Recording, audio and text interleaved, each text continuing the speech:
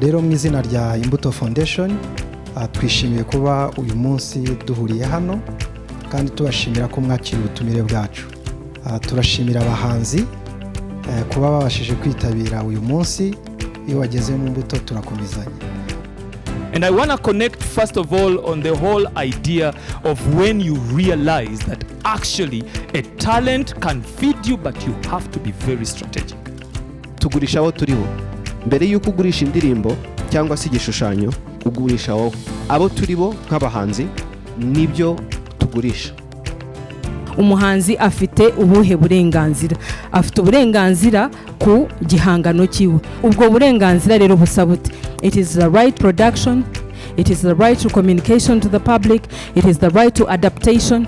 Mu bintu nk'abartiste numvise batajya bakunda kubara so far from the experience ni time yabo. Wowe as a person ubara costs zawe gute? The government of Rwanda has identified the creative industries as primary drivers of employment.